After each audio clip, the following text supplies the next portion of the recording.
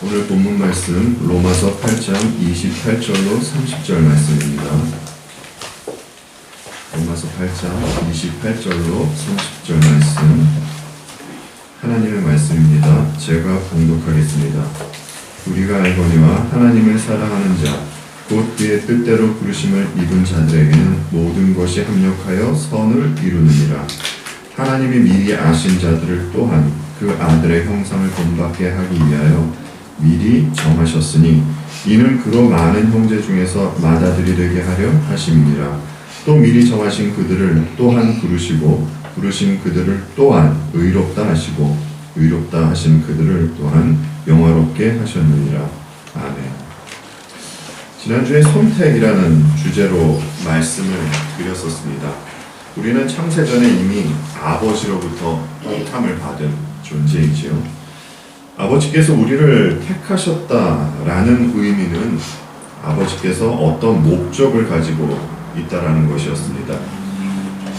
그 아버지의 목적이 무엇이었습니까? 그 목적은 택한 자녀를 구원하는 것이었습니다. 아버지는 이에 대한 강한 의지를 가지고 계셨던 것이지요.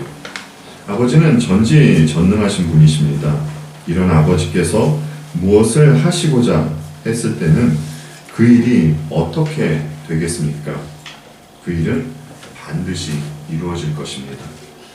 따라서 아버지께서 창세전에 우리를 선택하신 순간 우리의 구원은 이미 이루어지게 된 것입니다. 하지만 이것은 아버지의 시각에서입니다. 우리는 피조물이고 시간과 공간 안에 있습니다. 그래서 과정이 있어야만 하지요.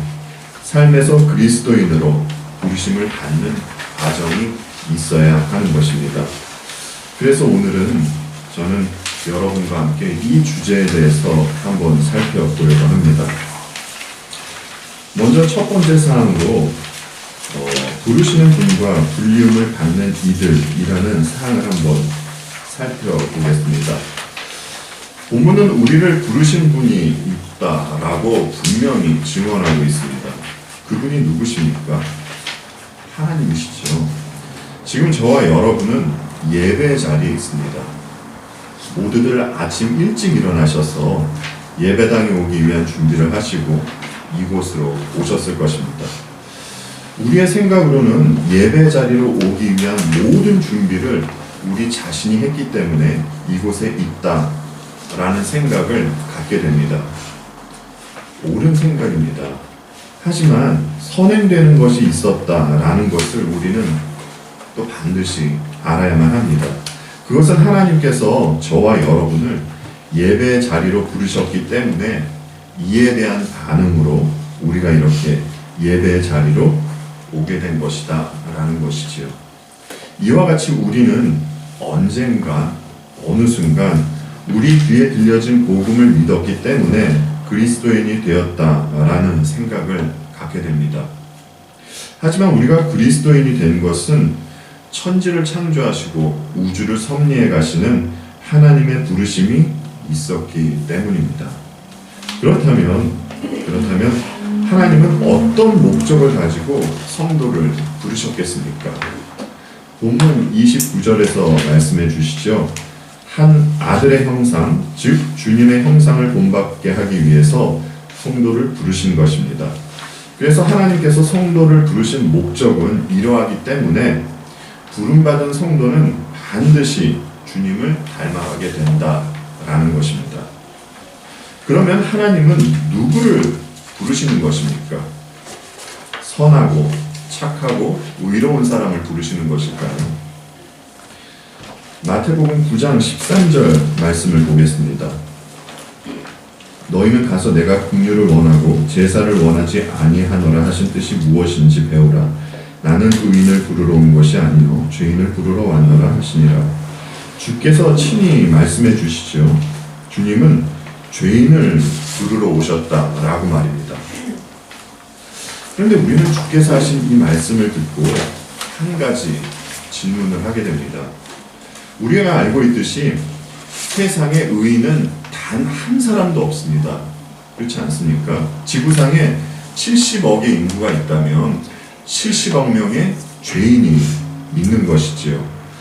그렇다고 주께서 모든 인류를 부르러 온 것은 아닌데, 그러면 주님은 사람이 알지 못하는 어떤 특별한 죄인을 부르러 온 것일까? 라는 질문 말입니다. 여러분 어떻게 생각하십니까? 특별한 죄인이 있다라고 생각이 드십니까?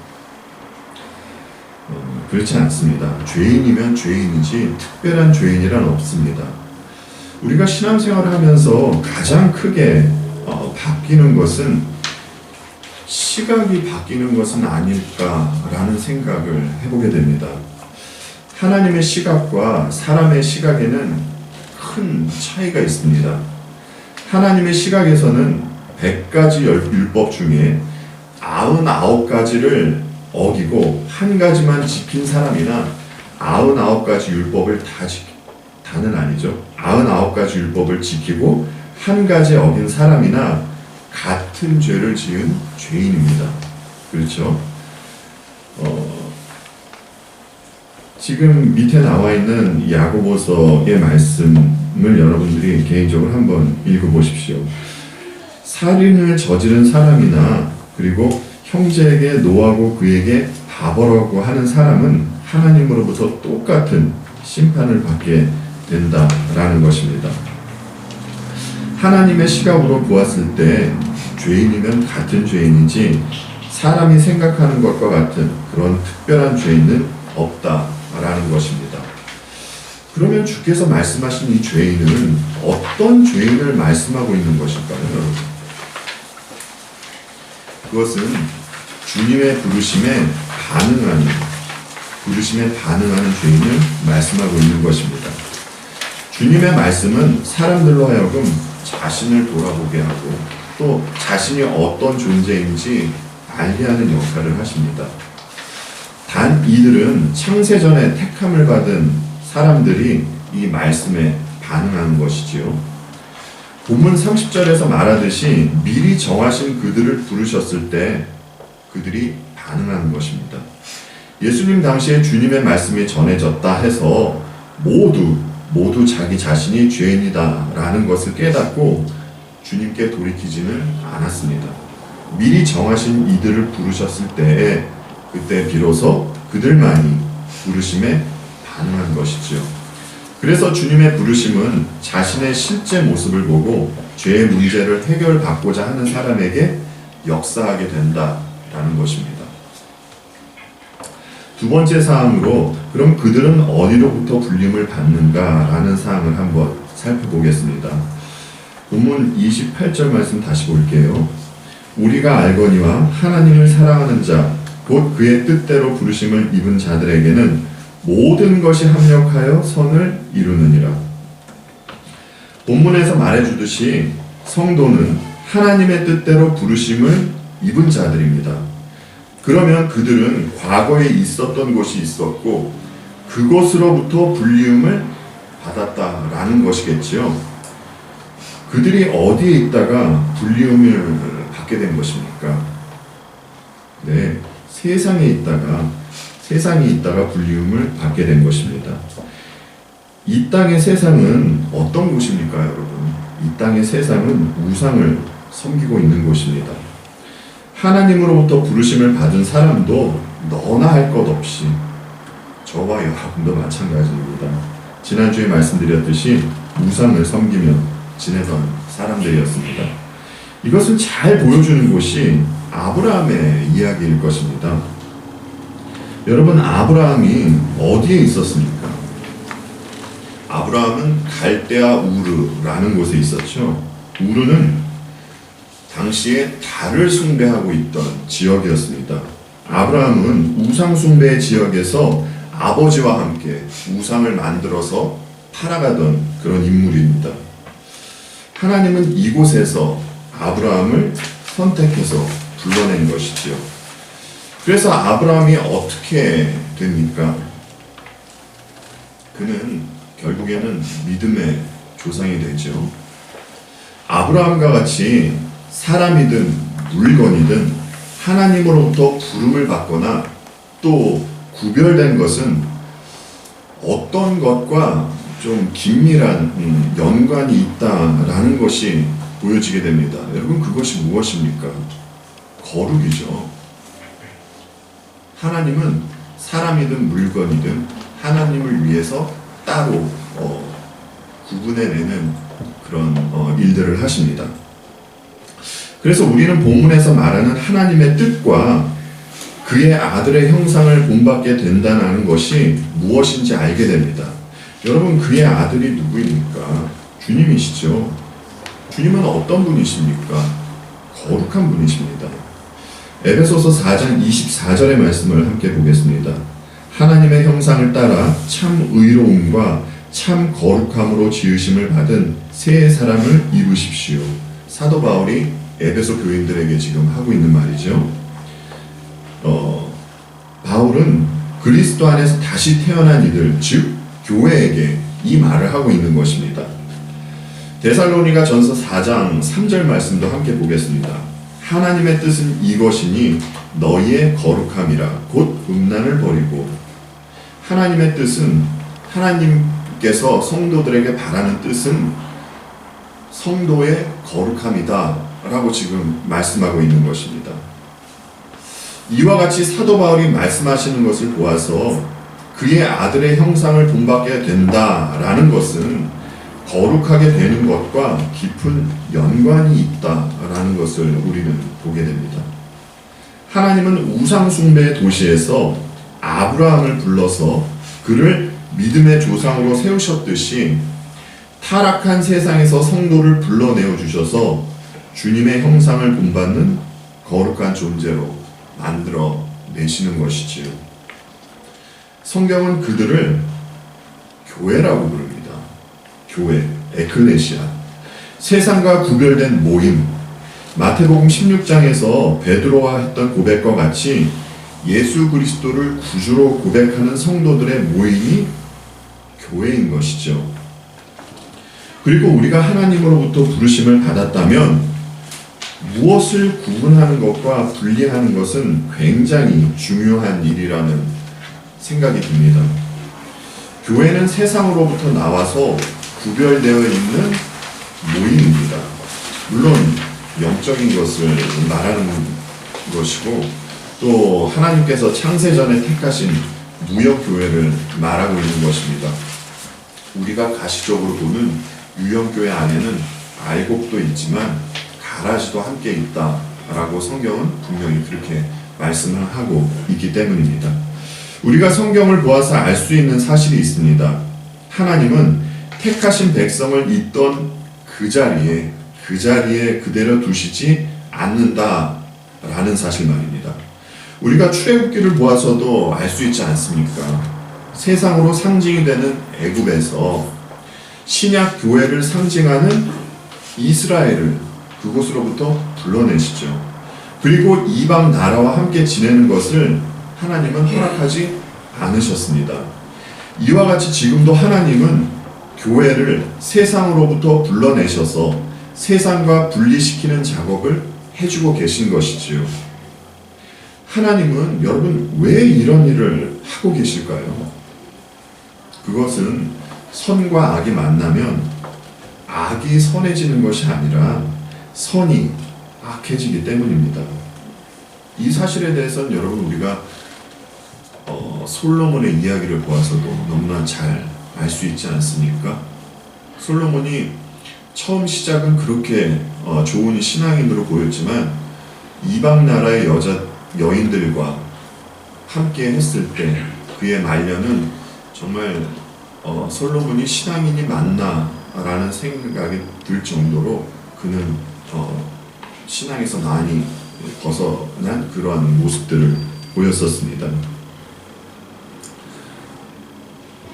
어쨌든 선과 악이 만나면 악이 선해지는 것이 아니라 선이 악해집니다. 맑은 물과 더러운 물이 만나면 여러분 그 물이 어떻게 됩니까? 더러운 물이 맑아지는 게 아니라 맑은 물이 더럽게 되지 않습니까? 그래서 진짜 성도는 세상과 영적으로 분리된 존재로 살아가게 됩니다. 그럼에도 불구하고 아직 육신의 옷을 입고 이 땅을 살아가기 때문에 세상 안에서는 구분이 되어서 그렇게 살아가게 되는 것이지요. 근데 사실 그럴 수밖에 없는 것은 성도는요, 여러분, 그리스도의 영이 임하지 않은 사람은 성도가 아닙니다. 그리스도의 영이 임한 분들만이 성도예요. 근데 그분들은 또 그와 동시에 그리스도 안에서 살아가고 있지 않습니까? 그래서 존재 자체가 세상과 분리될 수밖에 없습니다. 예. 그런데 영적으로 분리가 되었다고 해서 여러분 우리가 수도원으로 들어가는 것은 아니지 않습니까?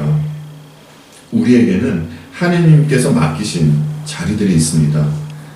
가정 안에서의 자리가 있고요. 또 교회 안에서의 자리가 있습니다. 그리고 직장과 사회 안에서의 자리가 있죠.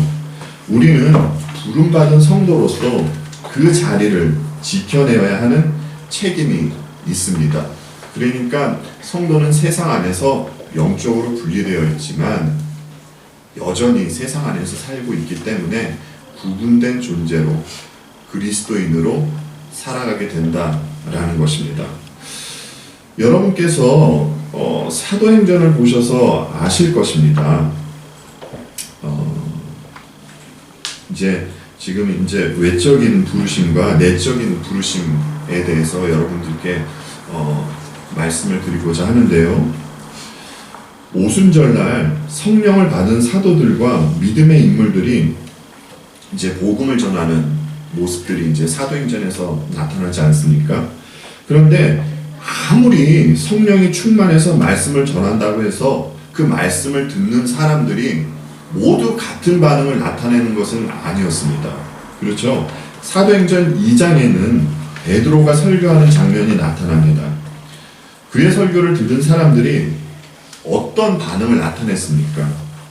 그들은 우선 말씀을 듣고 마음이 찔리고 아파했습니다. 그렇죠? 그리고 자신들의 죄를 어찌할 바를 모르면서 자신의 죄를 심각하게 여기는 모습이 나타나곤 했습니다.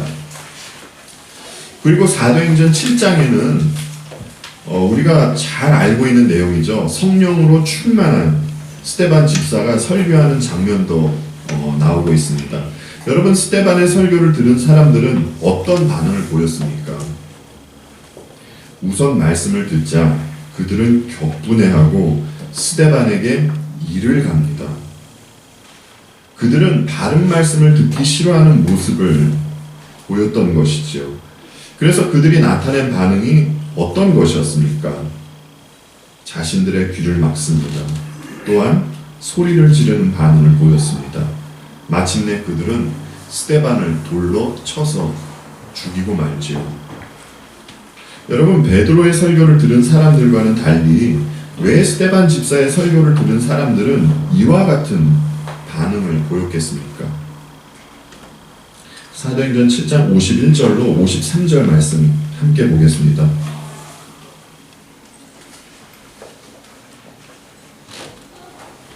목이 곧고 마음과 귀에 할례를 받지 못한 사람들이여, 당신들은 언제나 성령을 거역하고 있습니다. 당신네 조상들이 한 그대로 당신들도 하고 있습니다.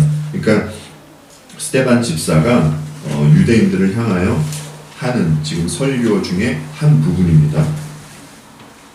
당신들의 조상들이 박해하지 않은 예언자가 한 사람이라도 있었습니까? 그들은 의인이 올 것을 예언한 사람들을 죽였고 이제 당신들은 그 의인을 배반하고 죽였습니다. 당신들은 천사들이 전하여준 율법을 받기만 하고 지키지는 않았습니다. 아멘.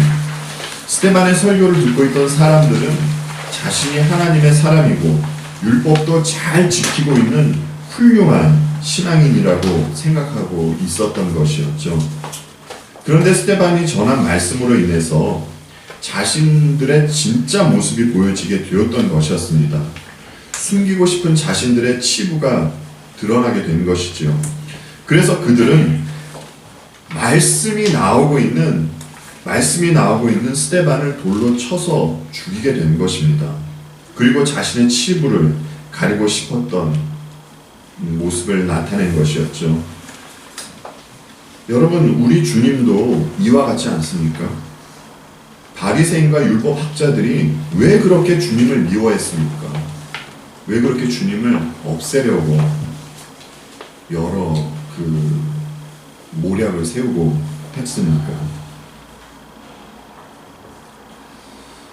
자신들은 율법을 잘 지키고 열심히 있는 신앙생활을 하고 있는데 주님은 그것이 아니라고 그들을 부정했기 때문입니다. 그래서 그들이 주님의 말씀에 따랐습니까? 주님의 말씀을 듣고 그들이 네, 그렇습니다, 돌이키겠습니다 라고 하면서 주님의 말씀을 따랐습니까? 아니죠. 사람들이 스데반 집사를 돌로 쳐서 죽였듯이 유대인들은 주님을 십자가에 못 박아 버린 것입니다.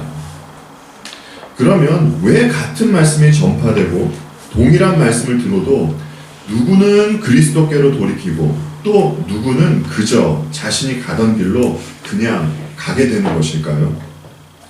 성경은 이에 답을 주고 있습니까? 네, 답을 주고 있습니다.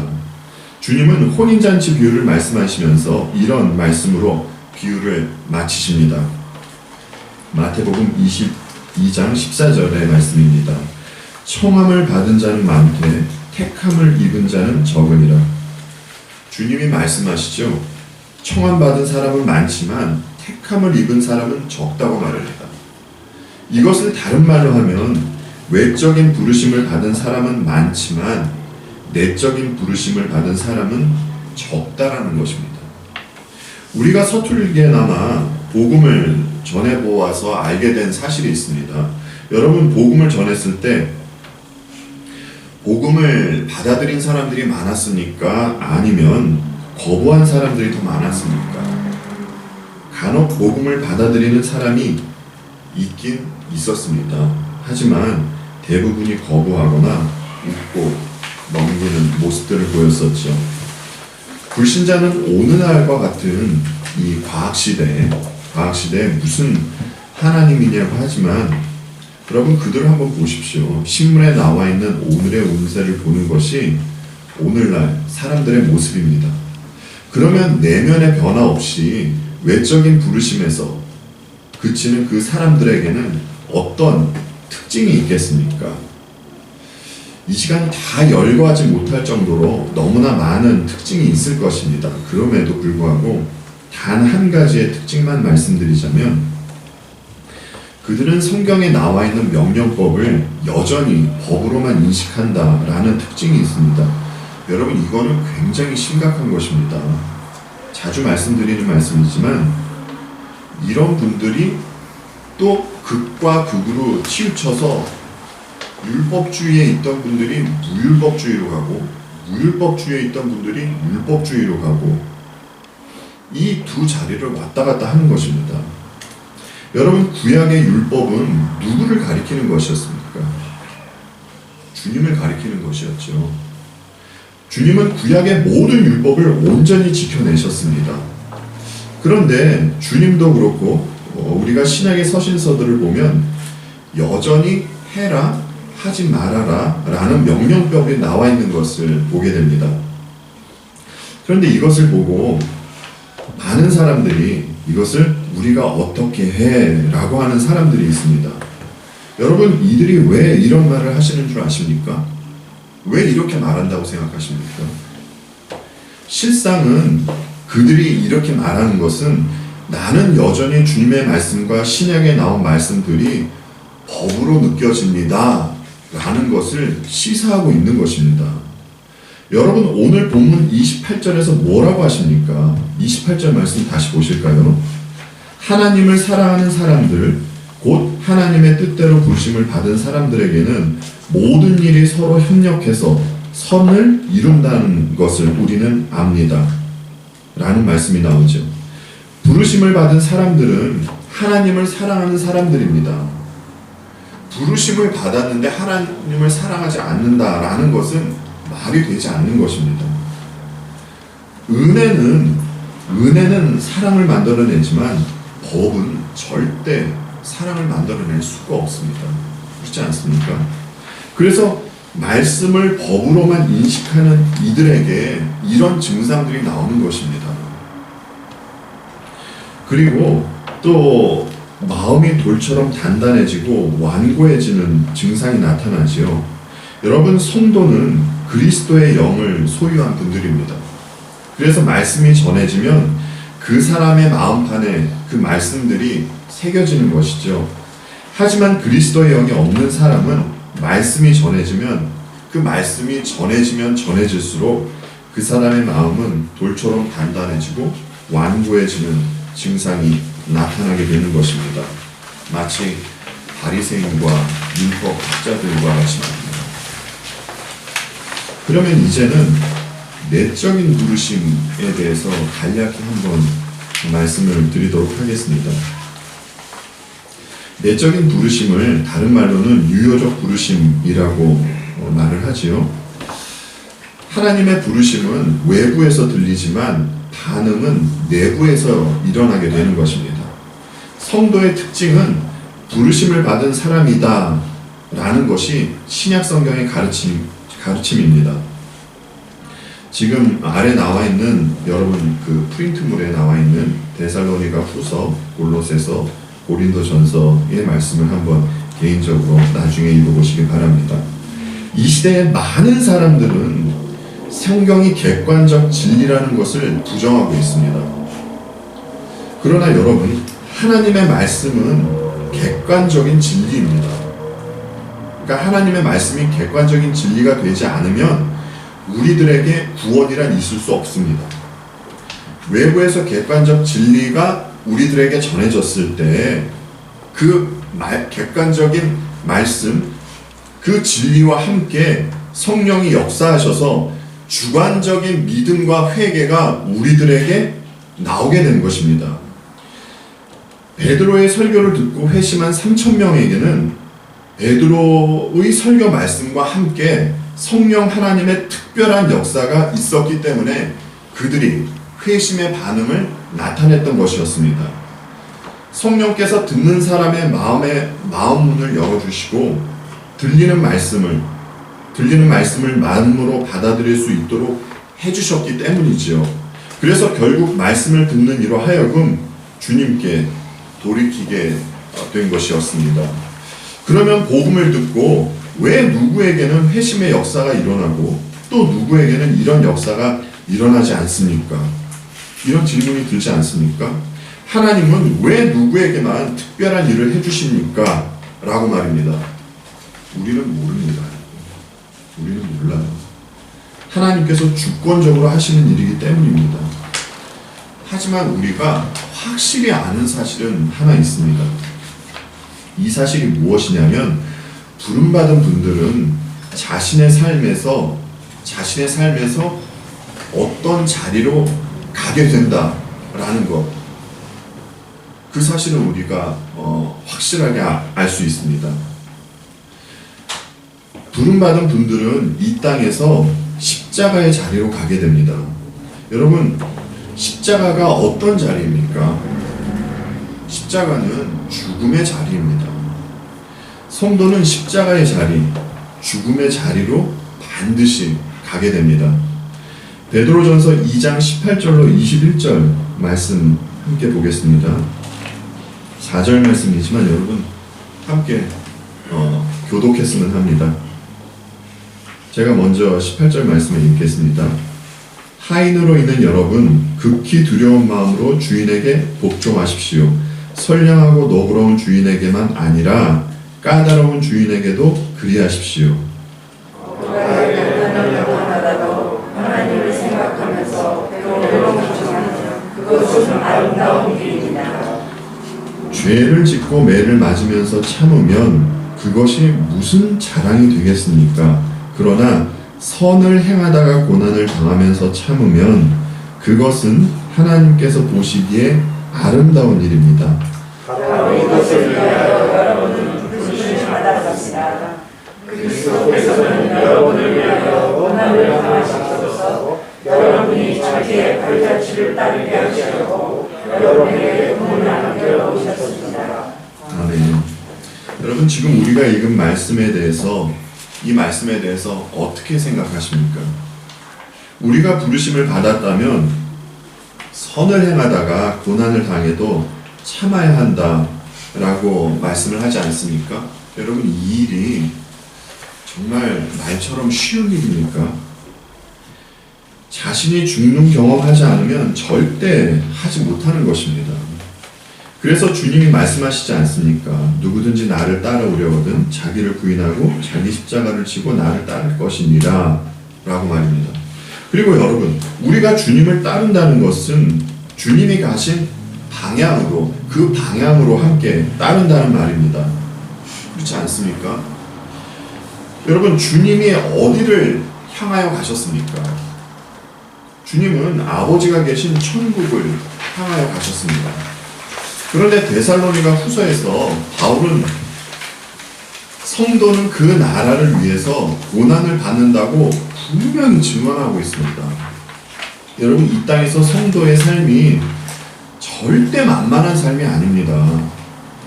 십자가로 인도받는 삶이 말처럼 쉬운 삶이 아니라는 것이죠. 그럼에도 불구하고 정말 신비한 것은 성도는 하나님의 인도하심을 또 반드시 따르게 된다라는 것입니다. 그러면 아까 그 외적인 부르심에 그쳤던 사람들과 같이 한번 비교해서 내적인 부르심을 받은 사람들에게는 어떤 증상이 나타나는지 또 한번 살펴보았으면 합니다. 여러분 이야기니까 자신을 비추어 보시기 바랍니다. 우선은 성도의 마음은 부드러워진다는 것이죠. 왜냐하면 그래야 말씀이 그들 안에서 살아 역사할 수 있기 때문입니다. 하나님께서 성도에게 이 작업을 해주시는 것이지요.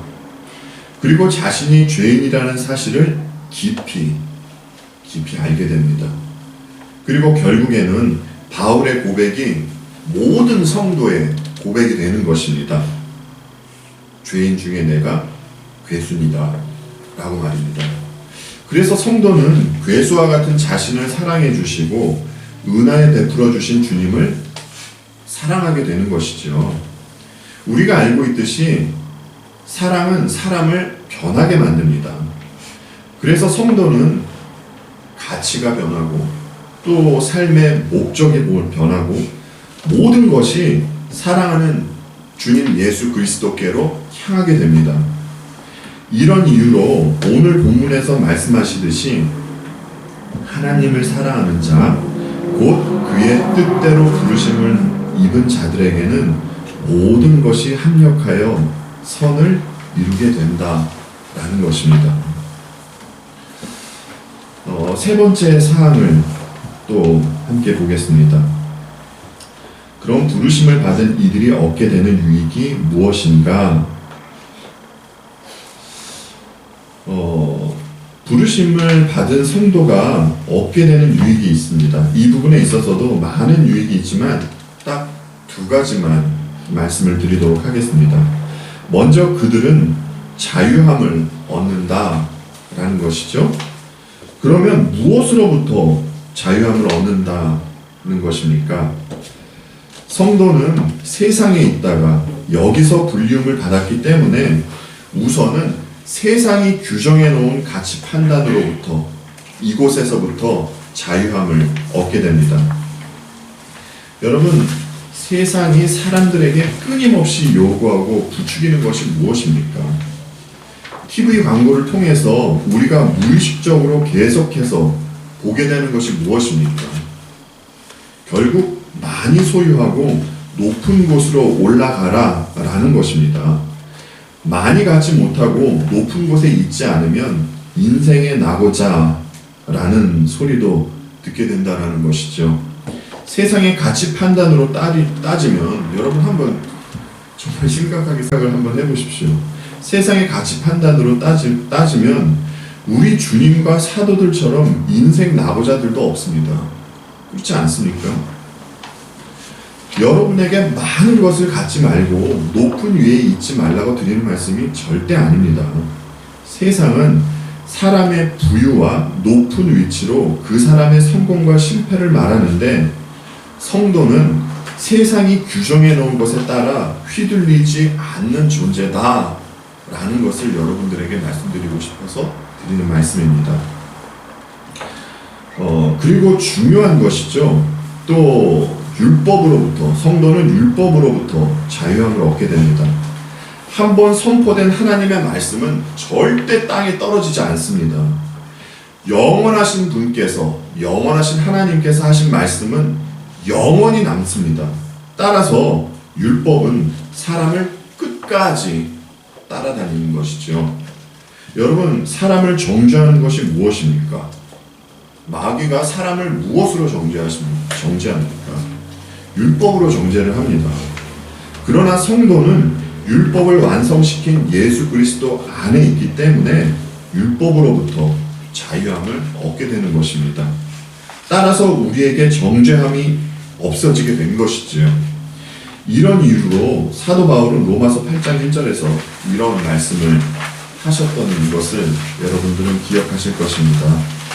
그러므로 이제 그리스도 예수 안에 있는 자에게는 결코 정죄함이 없나니. 아멘. 그래서 우리는 그리스도 안에서 자유함으로 더 열심히 말씀을 쫓아 살아가는 존재가 된 것이지요. 그리고 우리가 하나님의 부르심으로 얻게 된 유익은 아버지의 자녀가 되었다는 것입니다. 정말 이것은 최고의 유익이라 할 수 있습니다. 지난주에 말씀드렸듯이 우리는 창세전에 이미 아버지의 자녀가 되었습니다. 아버지께서 우리를 선택해 주셨을 때 이미 우리는 아버지의 자녀가 된 것이죠. 그래서 본문 30절에서도 이렇게 말씀을 하십니다. 또 미리 정하신 그들을 또한 부르시고 부르신 그들을 또한 의롭다 하시고 의롭다 하신 그들을 또한 영화롭게 하셨느니라. 그렇죠? 하나님의 시각으로 우리는 이미 영화까지 되었습니다. 그럼에도 불구하고 우리의 삶에서 부르심을 받은 때는 우리 각자의 때가 모두 다릅니다. 주님으로 말미암아 하나님을 아버지라고 부를 때는 전부 다르다는 것이죠. 우리의 시각으로는 이때부터 우리가 이 땅을 살면서 비로소 주님을 믿고 주님으로 말미암아 하늘 아버지를 아버지라고 불렀을 때 이때부터 하나님을 나의 아버지로 부르고 또 여기면서 살게 된 것입니다. 그래서 아버지의 보호하심과 인도를 받으며 살아가는 존재가 된 것이지요. 아버지와 말씀을 나눌 수 있는 자녀가 된 것입니다. 이렇듯이 부르심을 받은 우리가 받은 유익은 세상 그 어디로부터 받을 수 없는 엄청난 유익입니다. 주님 안에서만 얻을 수 있는 특별한 유익이죠. 주님이 하신 말씀을 한번 보겠습니다. 마태복음 11장 28절 말씀입니다. 한 절 말씀입니다. 수고하고 무거운 짐진 자들아 다 내게로 오라. 내가 너희를 쉬게 하리라. 우리들이 너무나 좋아하고 또 너무나 유명한 말씀입니다. 이 말씀을 보면서 드는 생각이 있습니다. 주님은 우리에게 쉼을 주시고자 부르셨다고 하셨습니다. 그러면 우리는 주님 안에서 어떻게 하면 됩니까? 주님의 말씀에 따라서 주님 안에서 쉼을 얻으면 됩니다. 그런데 많은 분들이 오히려 반대의 모습을 보이는 것 같습니다. 주님 앞에 나아가 쉼을 얻는 것이 아니라 자기 의를 내세워서 수고하고 무거운 짐을 더 지어야 하는 줄 압니다. 그래야 주께서 좋아하는 줄 압니다. 여러분이 얼마나 주님을 오해하는 것입니까? 여러분, 사람에게 수고하고 무거운 짐이 왜 생겼습니까? 죄 때문에 생긴 것입니다. 주님은 이 문제를 해결해 주시고자 나에게로 오라 라는 말씀을 하고 있는 것이지요. 그러면 우리는 있는 모습 그대로 주님께 나아가 회개하고 돌이키면 됩니다. 그리고 주께서 베풀어 주시는 그 사랑과 은혜를 맛보고 누리면 되는 것입니다. 그런데 사람들은 끊임없이 사람들의 어떤 그 겉모습을 보려 하고 자격을 보려는 마음이 있는 것 같습니다. 그래서 자신을 주님께 나아가기 위한 그 합당한 모습을 만든 후에 주께로 나아가려는 모습을 보이곤 합니다. 그런데 여러분, 어떤 모습이 주님께 나아가기에 합당한 모습입니까? 아까 말씀드렸듯이 주님은 죄인을 부르러 오셨습니다. 그리고 주님은 죄로 인하여 수고하고 무거운 짐을 지고 있는 그들을 부르고 계신 것입니다. 그러면 우리는 죄의 문제를 해결받고 죄의 문제를 해결해 주신 분을 사랑하며 살면 됩니다. 여러분이 알고 있듯이 사랑은 배워서 되는 것이 아니죠. 사랑은 배워서 되는 것이 아닙니다. 자식은 생기는 그 순간부터 부모로부터 사랑을 받고 또 부모는 그 자식을 사랑하게 됩니다. 이와 같이 상대방을 사랑하는 순간 그에게 관심이 가고 또 그가 좋아하는 것을 함께 하고 싶은 마음이 드는 것이 사랑이라 할 수 있습니다. 그렇다면 우리 자신에게 한번 물어보았으면 합니다. 나는 정말 주님께 관심이 있는가? 그리고 주님이 좋아하시는 것을 좋아하고 싶고 또 주께서 싫어하시는 것을 싫어하는 마음이 나에게 있는가? 정말 여러분 솔직하게 한번 자신에게 한번 질문을 해보았으면 합니다. 예수 그리스도는 우리를 부르심에 합당한 그 삶을 살게 하기 위해서 주께서 먼저 그 삶을 사셨습니다. 그 삶을 사셨을 뿐만 아니라 우리를 위하여 십자가까지 십자가마저 지셨습니다. 그리고 지금은 주께서 아까 말씀드렸듯이 이 모든 구원 사역을 다 이루시고 지금은 아버지 우편에 앉아 계실 뿐만이 아니라 지금은 우리와 함께 하여 주고 계십니다. 우리의 자리는 창세전에 미리 정해진 자리입니다. 이 자리는 절대 변하거나 취소되지 않는 그런 자리입니다. 여러분, 하나님께서 맡기신 자리에서 우리 부르심에 합당한 모습을 나타내며 살아가시는 저와 여러분이 되기를 바랍니다. 우리가 이 모습으로 이 땅 가운데에서 주님의 자녀다운 모습으로 살아갈 때 주님은 반드시 우리들에게 참된 기쁨과 평안 허락하실 것입니다. 이것을 마음껏 맛보고 살아가는 저와 여러분이 되기를 바랍니다. 기도하겠습니다.